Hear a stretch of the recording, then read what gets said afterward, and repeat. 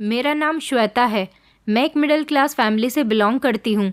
पिताजी के मर जाने के बाद घर के हालात बहुत ज़्यादा ख़राब हो गए थे, इसलिए मैं नौकरी की तलाश में निकल पड़ी थी। आज मैं कंपनी में नौकरी के लिए आई थी। जब मैं इस ऑफिस में इंटरव्यू के लिए पहुंची तो मेरे होश उड़ गए थे। वेटिंग रूम ढेर सारे लड़के और लड़कियों से भरा हुआ था। मेरी दोस्त मुझे यहाँ पर लेकर आई थी, जिसने मुझे यहाँ जॉब के बारे में बताया था। उसका नाम भूमि था। भूमि मुझे छोड़कर ना जाने कहाँ चली गई थी। मैं यहाँ पर खड़ी हुई थी। इतनी ही देर में बिल्कुल मेरे करीब से एक हैंडसम लड़का ठीक मेरे सामने रखी हुई कुर्सी पर बैठ गया था। अचानक मेरी नज़र उस पर पड़ी तो वो मुझे एकटुक नज़र देखे ही जा रहा था। मैं घबराई घबराई नज़रों से सबकी तरफ देखने लग गई थी। बैठने के लिए कोई जगह अभी मुझे खाली नज़र नहीं आ रही थी, जहाँ मैं सुकून से बैठ सकूं, ताकि मेरी घबराहट कुछ कम हो जाए। खड़े खड़े तो मुझे और ज़्यादा घबराहट महसूस हो रही थी। मेरा तो मन कर रहा था कि मैं यहाँ से भाग जाऊं। तभी मेरी दोस्त भूमि ने मेरा हाथ पकड़ लिया और तेज़ी से कोने में रखी हुई एक खाली चेयर की तरफ मुझे ले गई। चेयर पर बैठकर मैंने ज़रा सुकून का सांस लिया था, क्योंकि एक तो ये चेयर कोने में रखी हुई थी और दूसरा मैं किसी की नज़रों में आने से भी बच गई थी। मुझे ज़रा बैठने के बाद कुछ सुकून मिला तो मेरी नज़र अपने कपड़ों पर गई, जो बस मामूली से कपड़े थे, और मैं जिस माहौल से निकलकर यहाँ आई थी उसके हिसाब से मैंने अपने दुपट्टे को फैलाकर ओढ़ा हुआ था। जबकि इस ऑफिस में आई हुई लड़कियाँ खाते पीते घरानों की लग रही थी। किसी एक लड़की के भी कपड़े मेरी तरह मामूली से नहीं थे, और यही चीज़ मुझे बहुत परेशान कर रही थी। वेटिंग रूम में मुझ सहित 15 लड़कियां और लगभग कुछ लड़के भी यहाँ पर बैठे हुए थे। लड़कों को तो मैंने नहीं गिना था, लेकिन अपने साथ बैठी हुई लड़कियों को देखकर मुझे ये एहसास होने लगा कि यहाँ पर मेरी दाल नहीं गलेगी, क्योंकि यहाँ पर आने वाली हर दूसरी लड़की मुझे बहुत ही मॉडर्न और तेज़ चालाक लग रही थी। उनकी ड्रेस, उनके सैंडल और उनके पर्स को देखकर जो आइडिया मैंने लगाया था, उससे मुझे अपना दुपट्टे से ढका हुआ शरीर बहुत बुरा सा लग रहा था। इस जॉब के लिए कम से कम मेरे जैसी संस्कारी और मामूली से गेटअप वाली लड़की तो किसी भी हाल में फिट नहीं बैठेगी। यहाँ पर बैठी हुई किसी लड़की के गले में दुपट्टा तक नहीं था। सभी लड़कियां छोटी छोटी ड्रेस या फिर जीन्स टॉप में मौजूद थीं। एक मैं ही थी जिसने सलवार कमीज़ पहना हुआ था। मैं इन लोगों के सामने बहुत आम सी लग रही थी। इन लड़कियों ने इतने छोटे कपड़े पहने हुए थे कि इनका काफ़ी हद तक शरीर उनमें नज़र आ रहा था। उन्हें देखकर लग ही नहीं रहा था कि वो कहीं से भी मजबूर लड़कियां हैं या फिर उन्हें जॉब की ज़रूरत है, बल्कि ये तो किसी फैशन शो पर जाना चाहती थीं और भूलकर यहाँ आ गईं। मुझे इन मॉडर्न लड़कियों के बीच बैठकर अब बहुत शर्मिंदगी महसूस हो रही थी, और साथ ही साथ अपने इस गेटअप की वजह से मैं घबराहट का भी शिकार हो गई थी। मेरा कॉन्फिडेंस 0 लेवल पर आ गया था और घबराहट की वजह से मुझे पसीने भी छूटने लगे थे। हालांकि इस वेटिंग रूम में एसी लगा हुआ था, जिसकी ठंडक से मुझ जैसी एक मिडिल क्लास फैमिली से बिलोंग करने वाली लड़की जो पसीने में भीग चुकी हो, उसके लिए ठंडा कमरा किसी अच्छी जगह से कम नहीं था। लेकिन मैं बहुत दिमागी दबाव का शिकार हो चुकी थी। हालांकि इस ऑफिस में आने के लिए मैं पूरा 1 घंटा पैदल चलकर ऑफिस पहुंची थी, लेकिन अब मैं खुद को कंफर्ट महसूस नहीं कर रही थी। बार बार इतने ठंडे माहौल में भी मुझे लगातार पसीने आ रहे थे, सिर्फ ये सोच सोच कर कि यहाँ पर तो कंपटीशन सिर्फ काबिलियत का ही नहीं, बल्कि खूब अच्छी ड्रेसिंग, महंगे तरीके से किए गए मेकअप और मुंह बिगाड़ बिगाड़ कर इंग्लिश बोलने में भी है। जबकि मैं इन सब के मुकाबले में बहुत कमज़ोर थी, इसीलिए डर भी रही थी, क्योंकि ना तो मेरी इंग्लिश इतनी स्ट्रांग थी और ना ही लड़कियों की तरह मेरी ड्रेसिंग अच्छी थी। फिर भला ये नौकरी मुझे कैसे मिल सकती थी? मैंने भूमि से कहा कि मुझे नहीं लगता कि मैं यहाँ पर जॉब कर सकूँगी। वो तो मेरी तरफ देखकर हैरानी से कहने लगी, क्यों, क्या हो गया है? यहाँ पर तुम नौकरी क्यों नहीं कर पाओगी? तो मैंने उसकी बात पर परेशानी से उसकी तरफ देखकर कहा, तुम ऐसे कह रही हो कि जैसे मेरे लिए ये नौकरी तैयार ही रखी थी, बल्कि मुझे मिल भी जाएगी। भूमि मेरी तरफ देखकर हैरानी से कहने लगी, हाँ तो इसमें क्या मुश्किल है? मैंने उसे इशारे से लड़कियों की तरफ देखने के लिए कहा। उसका ध्यान लड़कियों की तरफ अट्रैक्ट करवाया कि देखो, तुम्हें लगता है कि मैं इन लड़कियों के मुकाबले में आ सकती हूँ? तो वो एकदम से मुस्कुराकर कहने लगी, क्यों, ये लड़कियाँ क्या कहीं की मिस वर्ल्ड हैं जो तुम इनका मुकाबला करते हुए घबरा रही हो? मैंने धीरे से कहा कि ये कितनी मॉडर्न है, और आजकल तो यही कुछ देखा जाता है। लड़की जितनी बोल्ड होती है उसे तो उतनी ही जल्दी जॉब मिल जाती है। काबिलियत तो यहाँ लोग देखते ही नहीं हैं। भूमि ने कहा कि तुम परेशान मत हो, तुम्हारी ड्रेसिंग भी अच्छी है, बस सिर्फ कॉन्फिडेंस की ज़रूरत है। जब तुम्हारा इंटरव्यू हो तो फुल कॉन्फिडेंस के साथ बात करना। तो मैंने भूमि के सामने अपना सर हिला दिया था, लेकिन सच तो यह है कि मैं बुरी तरह से अपना कॉन्फिडेंस ख़त्म कर चुकी थी, और अगर भूमि नहीं होती तो शायद मैं यहाँ से कब की जा चुकी होती। लेकिन भूमि के बार बार एनकरेजमेंट करने ने मुझे यहाँ जमकर बैठने पर मजबूर कर दिया। अचानक मेरा नाम पुकारा गया तो मैं धड़कते हुए दिल के साथ उठकर उस कमरे की तरफ जा रही थी जहाँ पर मुझे इंटरव्यू के लिए बुलाया गया था। मैं जब अंदर कमरे में गई तो सामने एक लगभग 35 साल की उम्र का एक जवान लड़का अपनी रिवॉल्विंग चेयर पर बैठा हुआ था। मैंने दरवाजे पर नॉक करते हुए अंदर आने की परमिशन मांगी तो उसने अपने लैपटॉप से निगाह उठाकर मेरी तरफ देखा, और फिर जैसे ही उसकी नज़र मुझ पर पड़ी तो उसकी नज़र जमकर रह गई थी। तो मैं घबराकर और बेवजह ही अपने दुपट्टे को ठीक करने लगी। मैं उसके टेबल के करीब जाकर खड़ी हुई तो उसने मुझे बैठने को कहा। उसकी आवाज़ काफ़ी नरम थी तो मेरी घबराहट थोड़ी कम हुई थी, लेकिन मेरे चेहरे पर पसीने की नन्ही नन्ही बूंदें चमकने लगी थीं। मुझे लग रहा था कि मुझसे ढेर सारे क्वेश्चंस किए जाएंगे, इसलिए मैं ज़्यादा तनाव का शिकार थी। लेकिन इसके बजाय तो वो मुझसे मौसम पर बात करने लगे। कहने लगे कि आज तो बहुत गर्मी है, आप कुछ लेंगी?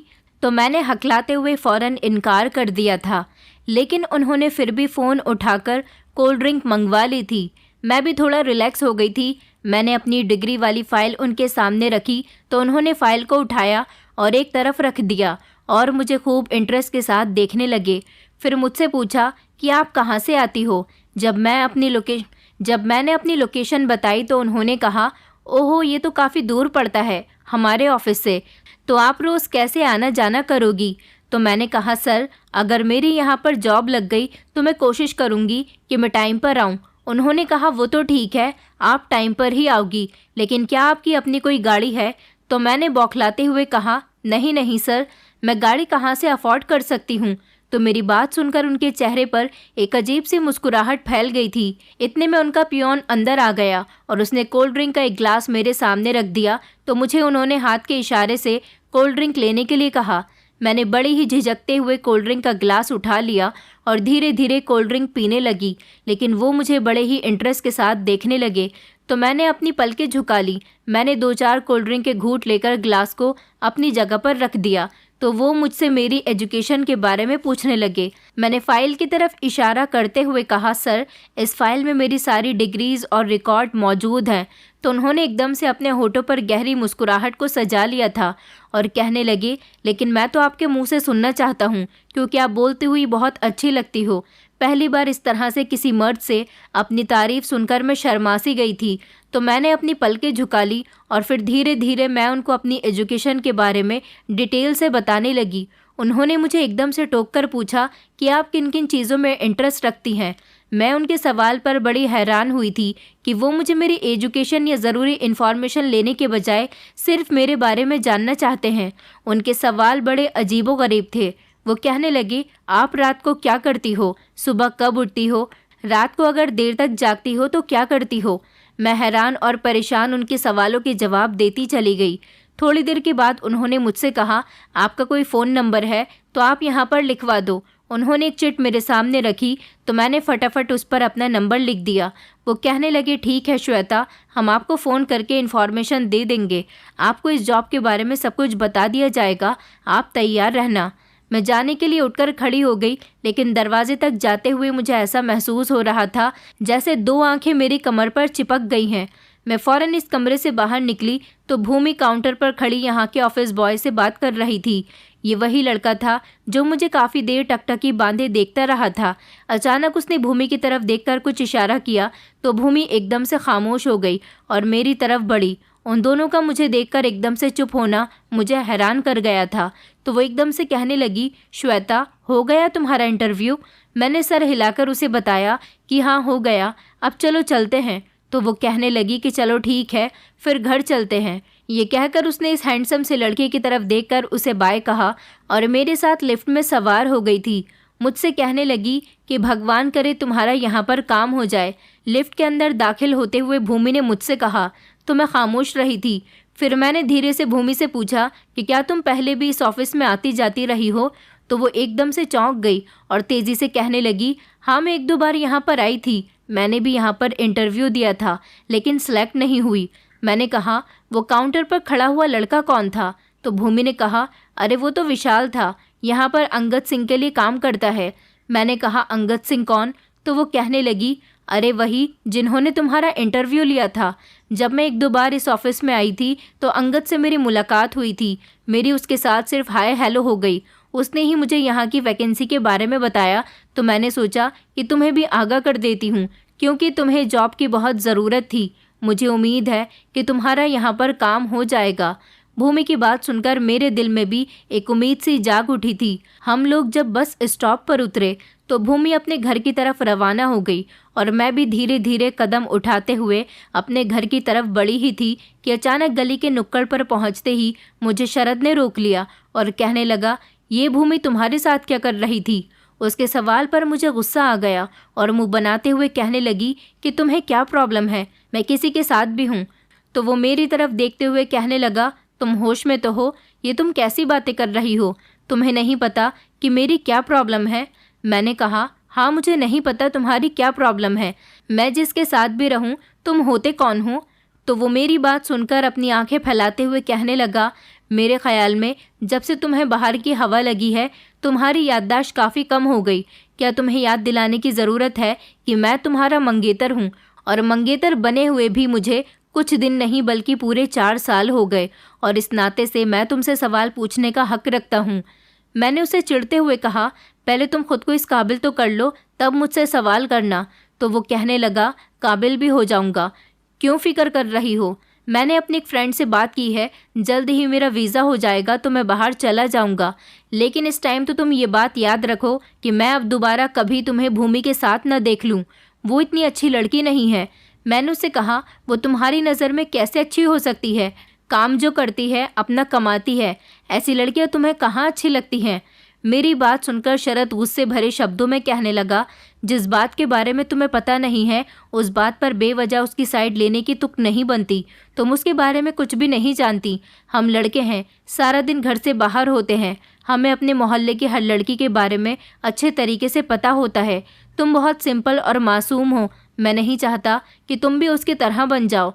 मैंने कहा, तुम्हें मेरी फ़िक्र करने की ज़्यादा ज़रूरत नहीं है, तुम अपनी फ़िक्र करो। वो कहने लगा कि मुझे अपनी फ़िक्र भी है और तुम्हारी भी है। तुम मेरी इज्जत हो और मैं अपनी इज्जत पर कभी दाग लगने नहीं दूंगा। मैंने कहा, मैं घर से बाहर निकली हूँ तो अपनी इज्जत पर दाग लगाने के लिए नहीं, इसलिए बेहतर होगा कि तुम मुझसे ये फिजूल की बातें मत करो। सिर्फ गैरतमंद होने से पेट नहीं भरता, पेट भरने के लिए बाहर निकलकर कमाना पड़ता है। अपने अंदर काबिलियत डालो। मुझे शादी करके घर ले जाओ तो मैं भी घर के अंदर बैठी रह जाऊंगी। इससे पहले वो मुझे कुछ और भाषण देता जो काफ़ी समय से मुझे देता रहा था। मैं फ़ौरन आगे बढ़ गई। इस तपती हुई गर्मी और लू ने मेरी हालत पहले ही काफ़ी ख़राब कर डाली थी। मैं तेज़ तेज़ कदमों से अपने घर में दाखिल हुई और तेज़ी से अपने कमरे में आ गई तो मेरी मम्मी एकदम से बिस्तर से उठकर बैठ गईं। कहने लगी, क्या बात है श्वेता, आज तुमने बहुत देर लगा दी। ये कोई टाइम है घर आने का? शाम के 5 बज रहे हैं। कितनी बार कहा है कि जॉब करने के भूत को अपने दिमाग से उतार दो। हमारे ख़ानदान में कभी किसी लड़की ने जॉब नहीं की, लेकिन तुम पर तो भूत सवार हो चुका है। तो मैंने अपने शरीर से दुपट्टा उतारकर दूर फेंक दिया और मम्मी के सामने आकर खड़ी हो गई। मैंने कहा, मम्मी सवाल जवाब से हटकर मुझसे अपने लिए भी कुछ पूछ लिया करो। तभी मेरी छोटी बहन पानी का गिलास लेकर आई। मैंने उससे कहा कि क्या बनाया है? तो वो कहने लगी, सब्ज़ी और पूरी बनाई है। मुझे भूख लग रही थी, इसलिए मैंने उससे कहा तो फिर जल्दी से मेरे लिए लेकर आओ। तो वो कहने लगी कि कैसे लेकर आऊँ, किचन पर तो भाभी ने ताला लगाया हुआ है। उसकी बात सुनकर मुझे गुस्सा आ गया था। मैंने कहा, भाभी ने ताला क्यों लगा दिया? तो वो कहने लगी, कुछ नहीं, बस मैंने मम्मी के लिए चाय बनाई थी, उनके सर में बहुत दर्द हो रहा था। भाभी को ये बात बुरी लग गई कि हम उनका सामान इस्तेमाल कर रहे हैं, इसलिए उन्होंने किचन को ताला लगा दिया। मैंने मम्मी से कहा, मम्मी ये सब घर में क्या हो रहा है? क्या अब हम आपके लिए चाय भी नहीं बना सकते? ये सब आखिर क्यों हो रहा है? मैंने उलझकर मम्मी से सवाल किया। मम्मी ने मेरे सवाल का जवाब नहीं दिया। मैं उनके करीब जाकर बैठ गई और उनसे कहने लगी कि आप इतने सुकून से कैसे रह सकती हो? मुझे भूख लगी हुई है। सुबह भी मैं खाली पेट घर से बाहर निकली थी। मेरा इतना स्टैमिना नहीं है कि मैं घर आकर भी भूखी रहूं। आप आखिर भैया से शिकायत क्यों नहीं करती? किचन में तो किसी न किसी ज़रूरत के लिए जाना ही पड़ेगा ना, और हम अपने भैया की ही तो कमाई खा रहे हैं। भाभी हमारे साथ ऐसा नहीं कर सकती। मम्मी मेरी बात खामोशी से सुन रही थी तो मुझे उन पर और ज़्यादा गुस्सा आ गया। मैंने कहा, आपकी इसी खामोशी ने ये दिन लाया है। अगर आप भाभी को उनकी हद में रखती तो ये दिन कभी नहीं आता। मम्मी मेरी तरफ देखकर कहने लगी, तुम क्या चाहती हो? जो बातें मैं सारा दिन तुम्हारी भाभी से सुनती हूँ तो रही सही कसर तुम्हारा भाई पूरी कर दे। तुम मुझे अब अपने भाई से लड़वाना चाहती हो? मैंने कहा, मम्मी मैं नहीं चाहती कि आप उनसे लड़ो, लेकिन आप उन्हें ये बता तो दो कि उनकी पत्नी हमारे साथ बहुत गलत कर रही है। मम्मी कहने लगी, तुम एक काम करो, जब तुम्हारा भाई आएगा तो तुम खुद उससे बात कर लेना। मेरा मन कर रहा था कि मैं ज़ोर ज़ोर से रोऊं। मैं भाभी का भी सामना नहीं कर सकती थी क्योंकि उनका और मेरा 36 का आंकड़ा था। मैं इतना ज़रूर जानती थी कि उन्होंने जो किचन को ताला लगाया है वो सिर्फ़ और सिर्फ मुझे तंग करने के लिए किया है, वरना मम्मी और मेरी बहन से तो उनकी कोई लड़ाई नहीं है और मुझसे भी लड़ाई की वजह सिर्फ उनका भाई है। वो बस यही चाहती हैं कि जल्द से जल्द मेरी शादी उनके हरामखोर भाई से हो जाए, जो कोई काम नहीं करता, जिसकी जेब में कभी 1 रुपया भी नहीं मिल सकता और ना ही उसके ऊपर कोई जिम्मेदारी है। भाभी जब शादी करके हमारे घर आई तो उन्होंने अपने भाई के लिए मुझे पसंद कर लिया था और वो चाहती हैं कि जल्द से जल्द मेरी उनके भाई के साथ शादी हो जाए, इसलिए उन्होंने मेरा उसके साथ रिश्ता फिक्स करवा दिया। लेकिन मैंने साफ साफ इनकार कर दिया और उसकी वजह ये थी कि मैंने पिताजी के मरने के बाद इस घर में जिस तरह के हालात देखे थे उसने मेरे अंदर इतनी समझ पैदा कर दी थी कि मैं सिर्फ़ और सिर्फ ये सोचने पर मजबूर हो गई कि मर्द अगर कमाता हो तो ज़िंदगी के 4 दिन सुख से गुजर जाते हैं, और अगर वही मर्द कुछ नहीं कमाता हो और अपनी ज़रूरत के लिए भी अपने माता पिता के आगे हाथ फैलाता है तो कल वो अपनी पत्नी की जिम्मेदारी कैसे उठा पाएगा। भाभी तो बस किसी भी तरह से अपने हरामखोर भाई की शादी मेरे साथ करवा देना चाहती थी, क्योंकि उनको पता था कि उनके भाई को मेरी जितनी खूबसूरत और पढ़ी लिखी लड़की नहीं मिल सकती, इसलिए उन्होंने अपने भाई के लिए मुझे निशाना बनाया हुआ था। भाभी ने मुझे समझाने की बहुत कोशिश की थी। मैंने भाभी से यही कहा था कि अगर वो मुझसे शादी करना चाहता है तो अपना कारोबार कर ले, अगर उसे कहीं नौकरी नहीं मिल रही तो क्या हुआ, वो अपनी कोई छोटी सी दुकान ही कर ले, लेकिन वो तो किसी तरह का कोई काम काज करना ही नहीं चाहता, तो ऐसे में मैं उससे शादी नहीं कर सकती। मेरे भैया ने तो पिताजी के मरने के बाद पूरे घर की जिम्मेदारी उठा ली थी। आपके भाई को मेरे ही भैया को देखकर कुछ सीख लेना चाहिए। इस बात पर भाभी पहले तो चिढ़ गईं और उसके बाद उन्होंने मुझसे दुश्मनी रखना शुरू कर दी। भैया शुरू से बिल्कुल ठीक थे, लेकिन जब से उनकी गवर्नमेंट जॉब लगी थी वो सारी की सारी सैलरी लाकर मम्मी को दिया करते थे, लेकिन एक बार उनकी सैलरी में से कुछ पैसे गायब हुए तो भाभी ने घर में हंगामा कर दिया कि अब की बार की सैलरी उन्हें चाहिए। आज अगर थोड़े पैसे गायब हुए तो कल सारी सैलरी गायब हो जाएगी। मम्मी जी की अब काफ़ी उम्र हो गई है, इसलिए उन्हें याद नहीं रहता कि उन्होंने पैसे कहाँ रख दिए, इसलिए हम ये रिस्क बार बार नहीं ले सकते। भैया भाभी की बातों में आ गए और उसी दिन से हमारे घर में जंग छिड़ गई। भैया भाभी के हाथ में पैसे लाकर के रखने लगे, वो तो हमारे निवाले भी गिनने लगी। हमें खाना बनाने के लिए सिर्फ थोड़ा ही राशन देती और ख़ुद ने अपना खाना पकाना भी अलग कर लिया। सारा सामान अपने पास रखकर अलमारी को ताला लगा दिया करती थी। हमें जो थोड़ा सा राशन देती उसमें भी यही कहा करती थी कि इसमें भी तुम्हें सावधानी से बरतना है। मम्मी की हमेशा से आदत थी कि वो दिन में 2-3 बार चाय पिया करती थी, लेकिन भाभी ने चाय की पत्ती अलमारी में रखकर उसको ताला लगा दिया। बार बार अलमारी की चाबी मांगना हमारे लिए सर का दर्द बन चुका था। ढीठ बनकर जितनी भी बातें सुनी उसको सुनकर चाय पीने का दोबारा मन ही नहीं किया। कहाँ हमारे घर में 3-4 टाइम चाय बनती थी और अब ये समय आ गया था कि सारा दिन हम चाय पीना तो दूर कुछ खाए पिए बिना ही गुजार देते थे। मम्मी तो भाभी से कोई फालतू बात तक नहीं करती थी क्योंकि भाभी बहुत बदतमीज़ थी और कई बार मम्मी से बदतमीज़ी कर चुकी थी। जब से मम्मी पर उनकी बदतमीज़ी खुली थी उस दिन से मम्मी ने अपने होठों को सी लिया था, लेकिन हम मम्मी से भाभी के गिले शिकवे करते रहते थे, लेकिन वो खाली खाली नज़रों से हमें बस देखती रहती, मुंह से उफ तक नहीं करती। पता नहीं मेरी मम्मी के अंदर इतना सब्र क्यों पैदा हो गया था। शायद वो ये बात अपने 6 सेंस की वजह से समझ चुकी थी कि अब उनका दौर ख़त्म हो चुका है, अब बहू है जो इस घर की हर चीज़ की मालकिन है। इसलिए मम्मी हम दोनों बहनों को भी खामोश रहने को कहती थी, लेकिन मैं कब तक चुप रहती। अब तो हद हो गई थी। पहले किचन की अलमारी को ताला लगाया जाता था, अब तो पूरा किचन ही बंद कर दिया गया। मैं रोने लगी थी और फिर मैंने मम्मी से कहा कि आप मुझे कहती हो कि मैं जॉब ना करूं, ये सब देखने के बाद भी आप मुझे जॉब करने से मना कर रही हो। अगर मैं जॉब ना करूं तो क्या करूं? हम लोगों का गुजारा कैसे होगा? इसलिए आइंदा से आप जॉब के बारे में मुझे कोई रोक टोक नहीं करोगी। अगर आप मुझे हौसला नहीं दे सकती तो आपको कोई हक नहीं बनता कि आप हमारा हौसला तोड़ दो। मेरी बहन मेरे कंधे पर हाथ रखते हुए कहने लगी, तुम जॉब करो, मम्मी तो बस ऐसे ही बोलती रहती हैं। भाभी ने कितने मज़े से खाना खा लिया, लेकिन झूठे मुंह हमसे उन्होंने एक बार पूछा तक नहीं। चलो हमसे नहीं पूछा, मगर मम्मी से तो पूछ लेना चाहिए था। उन्हें पता है कि मम्मी शुगर की पेशेंट है और उन्हें भूख लगी होगी।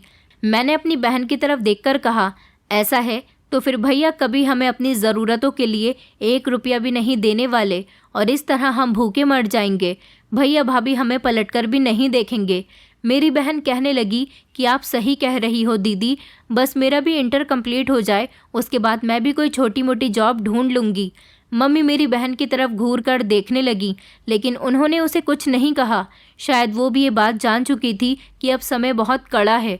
मेरे पास कुछ पैसे थे। मैंने अपनी बहन से कहा कि तुम बर्तन निकाल कर रखो, मैं बाज़ार से होकर आती हूँ। वो कहने लगी, दीदी कहाँ जा रही हो? मैंने कहा, भूख लग रही है, कुछ खाने का लेकर आती हूँ। ये कहकर मैं घर से निकल आई थी। मेरी आंखों में मोटे मोटे आंसू आ गए थे। मैंने करीब के ही एक ठेले से छोले भटूरे खरीद लिए और घर आकर हम तीनों ने मिलकर खाना खाया था। हम लोग खाना खा ही रहे थे कि भैया भाभी को लेकर घूमने के लिए चले गए। ये उनका रोज़ का रूटीन था कि शाम के टाइम पर वो भाभी को लेकर मम्मी को बिना बताए ही घर से निकल जाते थे। भैया ने एक बार भी हम लोगों से कमरे में आकर ये नहीं पूछा था कि आप लोगों ने भी कुछ खाया है या नहीं। क्या भैया अपने सारे फ़र्ज़ भूल चुके थे? हमारा न सही, उन्हें मम्मी का तो ख्याल रखना चाहिए था। वो बीमार हैं, उन्हें टाइम पर खाना और दवाई मिलनी चाहिए। अगर भैया की ऐसी ही हरकतें रहीं तो मम्मी का क्या होगा? हम तो खूब बर्दाश्त कर लेते, मगर वो तो बीमार हैं, वो किसी भी हाल में भूख से नहीं गुजर सकती।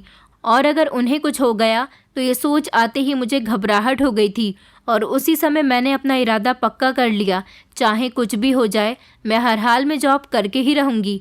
और मन ही मन प्रार्थना करने लगी कि भगवान प्लीज़ मुझे ऑफिस से कॉल आ जाए, 1 मिनट की भी देर नहीं लगाऊंगी और फ़ौरन नौकरी ज्वाइन कर लूँगी। मम्मी को खाना खिलाते ही मैंने उन्हें दवाई दी और उन्हें सोने के लिए कहा था, क्योंकि दिन भर की भूख और थकावट ने उन्हें अधमरा कर दिया था। मेरी बहन भी सो चुकी थी, लेकिन मुझे नींद नहीं आ रही थी। मैं बार बार अपनी जॉब के बारे में ही सोच रही थी कि अचानक मोबाइल पर मैसेज की नोटिफिकेशन आई। फिर मैंने फ़ौरन मोबाइल ओपन किया। मैं बहुत हैरान हुई जब मुझे मेरे अंगद सिंह सर की तरफ से मैसेज आया कि सुबह हर हाल में ऑफिस आना है। मैं तो पूरी तरह हैरान हो गई, क्योंकि ये मैसेज मुझे ऑफिस के नंबर से नहीं किया गया था, बल्कि पर्सनल नंबर से आया था और मैसेज के नीचे अंगद सिंह का नाम लिखा हुआ था।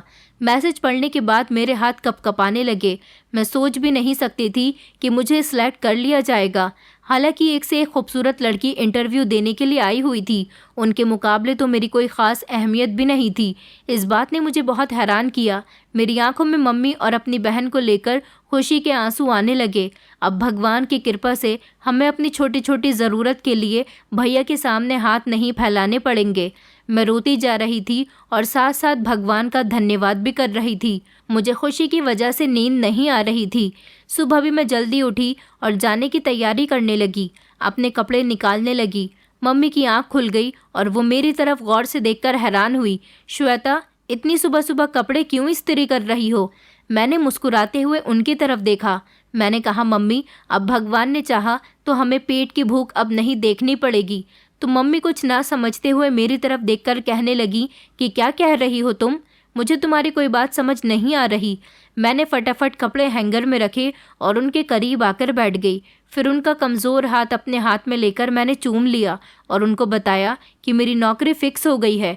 ऑफिस वालों की तरफ से मुझे मैसेज आया है। आज मेरी ज्वाइनिंग है और मुझे आपके आशीर्वाद की बहुत ज़रूरत है। मेरी मम्मी मेरी बात सुनकर रोने लगी और कहने लगी, अब तुम जॉब करोगी, वो भी ऑफिस जाकर? दुनिया वाले क्या कहेंगे?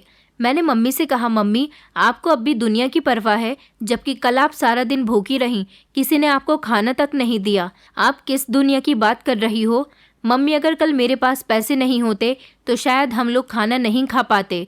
छोड़ दो आप इस दुनिया की बातें, बस आप खुश रहा करो। मम्मी कहने लगी, अगर तुम्हारे भैया ने तुम्हें नौकरी करने की परमिशन नहीं दी तो तुम जानती हो ना कि वो तुम्हारी जॉब के कितना खिलाफ है। मैंने कहा, मम्मी मैं भैया से नहीं डरती। अगर उनको हमारी फ़िक्र होती तो वो खुद हमारी ज़रूरतों को पूरा करते। जॉब करना मेरी मजबूरी है, अब मैं किसी से नहीं डरती हूँ।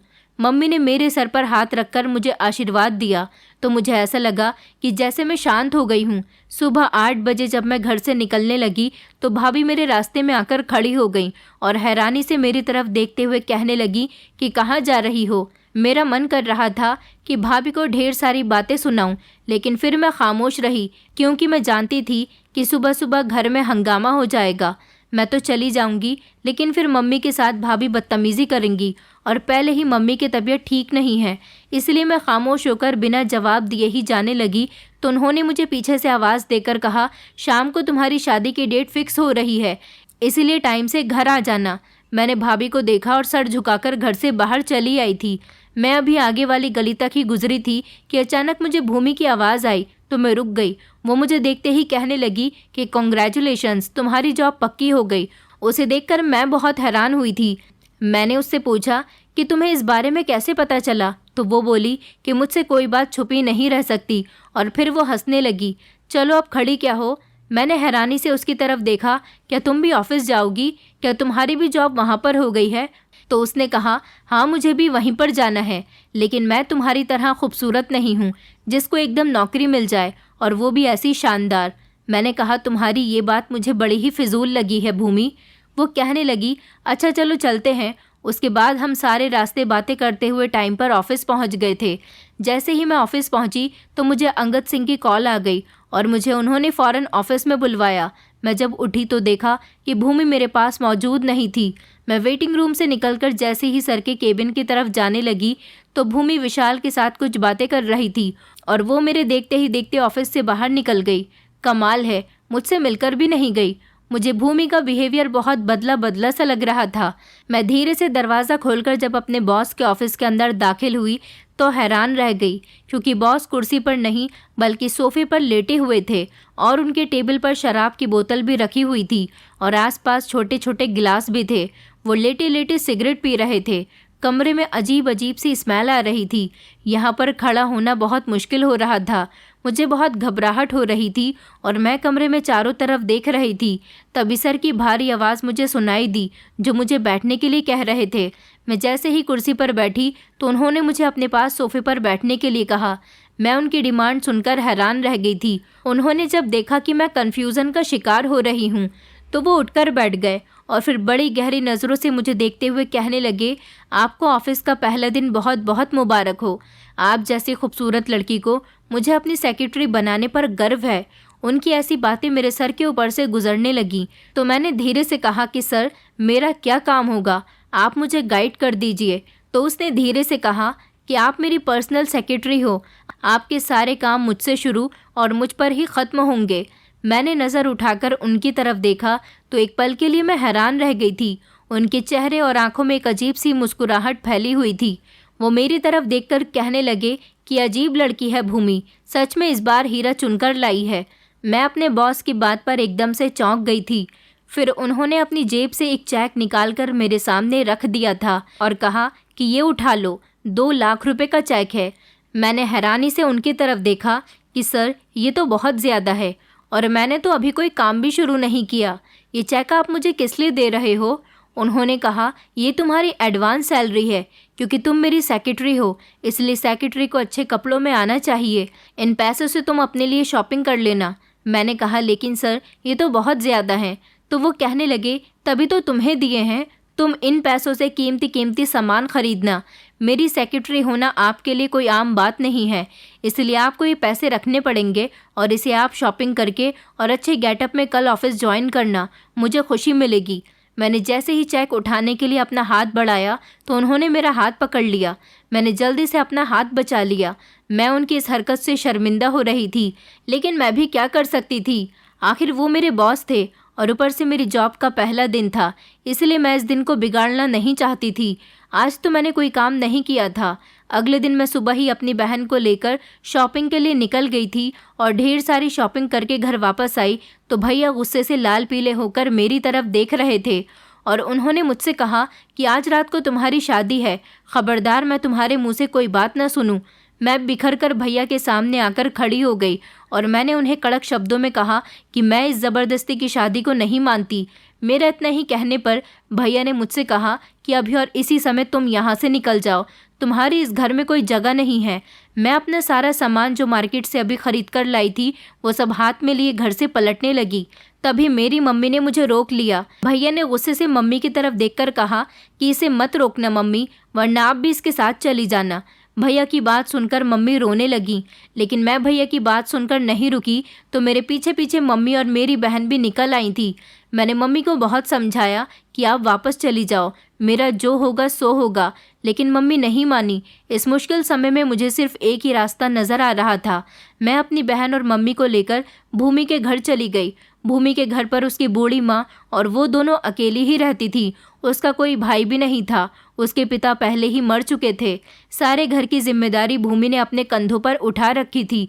उसने हमें बहुत अच्छे तरीके से अपने घर में रखा और एक कमरा हमें रहने के लिए दे दिया। मैंने यही सोच रखा था कि मैं बहुत जल्द अपने घर का इंतज़ाम कर लूँगी और ज़्यादा दिनों तक भूमि पर बोझ नहीं बनूंगी। और दूसरी तरफ अंगद सिंह की ऑफिस में अपनी मेहरबानियाँ बढ़ते हुए देखती तो मैं दिल ही दिल में डरने लगी थी। एक दिन मैं ऑफिस में दाखिल हुई थी कि सामने से आते हुए विशाल ने मुझे रोक दिया और धीरे से कहा कि अच्छा होगा कि तुम ये जॉब छोड़कर चली जाओ। तुम एक अच्छी और शरीफ घर की लड़की लगती हो, ये तुम्हारी जगह नहीं है। जाने क्यों मुझे उसकी बात पर बहुत चिढ़ आई, लेकिन मैंने उसकी बात को वैल्यू नहीं दी और आगे बढ़ गई। अब तो वो हर रोज़ ऐसा ही करने लगा था। मैं जब भी ऑफिस आती तो वो आगे बढ़कर मुझसे यही एक बात करता, लेकिन मैं हमेशा उसकी बात पर मुस्कुराकर उसे इग्नोर कर जाती थी।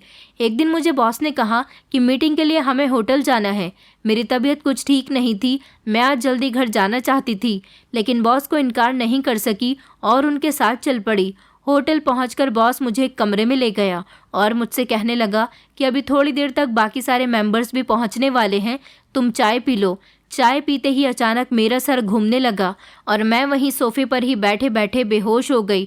जब मुझे होश आया तो मैं तड़प तड़प कर रोने लगी, क्योंकि मैं बॉस के हाथों पूरी तरह से बर्बाद हो चुकी थी। मैंने चीख चीख कर कमरा सर पर उठा लिया तो बॉस ने एक ज़ोरदार थप्पड़ मेरे मुंह पर मारा और कहने लगा कि एक तो खुद मुझे अपनी तरफ अट्रैक्ट करती हो और ऊपर से मुझ पर ही इल्ज़ाम लगा रही हो।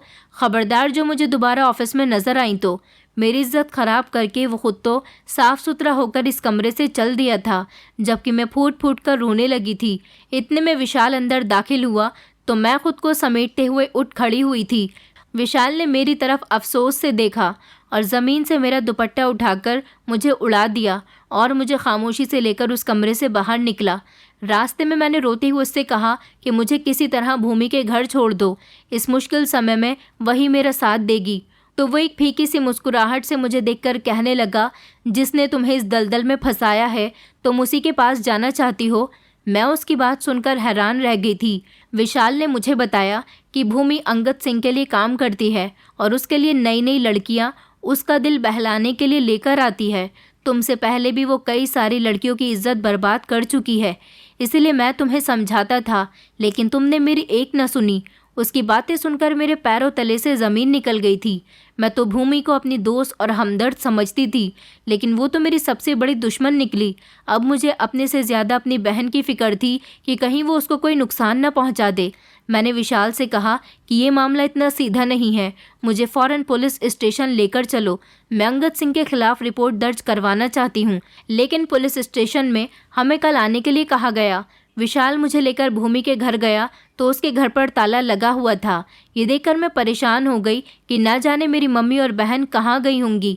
मैंने चुपके से मोहल्ले के एक बच्चे को भैया के घर भेजा ताकि वो जाकर वहाँ देख आए कि कहीं मम्मी और मेरी बहन भैया के घर पर तो नहीं है, लेकिन बच्चे ने आकर मुझे बताया कि वो वहाँ पर नहीं है। तो मेरा दिल अब घबराने लगा। भगवान, मेरी मम्मी और बहन कहाँ चली गईं? मेरे सर पर तो अब छत भी नहीं रही, मैं कहाँ जाऊंगी? तो विशाल ने कहा कि अगर मुझ पर भरोसा करती हो तो मेरे घर चलो, इसके अलावा मेरे पास कोई चारा भी नहीं था। फिलहाल मैं उसके घर चली गई थी, लेकिन मेरे दिल में अंगद सिंह से बदला लेने का ख्याल आ रहा था। एक दिन मुझसे विशाल ने कहा कि अंगद सिंह की बूढ़ी माँ के लिए एक नौकरानी की ज़रूरत है, तो मैं फ़ौरन ही तैयार हो गई थी और मुंह छुपाकर अंगद सिंह के घर दाखिल हुई। लेकिन मेरे होश उड़ गए थे जब मैंने इस घर में अपनी मम्मी और बहन को फटे हुए कपड़ों में देखा। उनको रस्सी से बांधा गया था। मेरी आंखों में आंसू आ गए। मैं उनके करीब जाने ही वाली थी कि एकदम अंगद सिंह मेरे सामने आकर खड़ा हो गया और मुझसे कहा कि तुम अपनी माँ और बहन को यहाँ से सही सलामत ले जा सकती हो, लेकिन इसके लिए एक शर्त है कि मेरे खिलाफ पुलिस स्टेशन में कोई भी रिपोर्ट दर्ज नहीं करवाओगी। मुझसे पहले ही एकदम विशाल ने कहा कि बेफिक्र रहिए सर, ये पुलिस स्टेशन नहीं जाएगी, आप इसकी माँ और बहन को छोड़ दो। मैं तो हक्का बक्का रहकर विशाल की तरफ देखने लगी। विशाल की यकीन दिलाने पर अंगद सिंह ने मेरी मम्मी और बहन को छोड़ दिया था और मैं उन दोनों को लेकर विशाल के घर पहुंची। मम्मी को अपने ऊपर बीतने वाली परेशानी के बारे में भी कुछ नहीं बताया था, क्योंकि मैं जानती थी कि वो ये खबर सुनकर ही मर जाएंगी। और इस मौके पर विशाल ने मेरा पूरा साथ दिया था। उसने मुझे समझाया कि अंगद एक बहुत बड़ा और अमीर आदमी है, इसलिए तुम उसका कुछ नहीं बिगाड़ सकती। बेहतर यही है कि तुम खामोश हो जाओ और सब कुछ भगवान पर छोड़ दो, क्योंकि भगवान बेहतर फैसला करने वाला है। और सच में ऐसा ही हुआ था। मैंने जब रो रो कर भगवान से प्रार्थना की तो अंगद सिंह जैसा इंसान एक ऐसी बीमारी में घिर गया था जिसका इलाज पूरी दुनिया में कहीं पर भी नहीं था। उसने खुद को बचाने के लिए बहुत पैसा खर्च किया, लेकिन उसका कुछ भी नहीं हुआ। वो इतना लाचार हो चुका था कि वो खुद से करवट भी नहीं ले सकता था।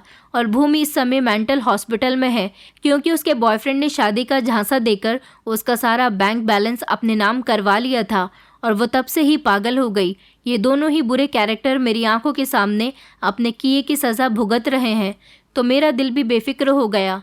कुछ दिन बाद विशाल ने मुझे शादी के लिए प्रपोज कर दिया। मैंने सिंपल तरीके से विशाल के साथ शादी कर ली। मेरी बहन और मम्मी भी मेरे साथ ही रहती हैं। विशाल ने एक अच्छे पति होने के साथ साथ मेरी मम्मी का बेटा बनकर भी दिखाया, जिस पर मैं हर समय भगवान का धन्यवाद करती हूँ, जिसने विशाल के रूप में मुझे इतना अच्छा पति दिया। दोस्तों, उम्मीद करती हूँ आपको हमारी कहानी पसंद आई होगी। कहानी पसंद आई है तो वीडियो को लाइक करें, चैनल पर नए हैं तो चैनल को सब्सक्राइब करें और हाँ, नोटिफिकेशन बेल को ज़रूर दबाएं ताकि अगली अपडेट सबसे पहले आपको मिले।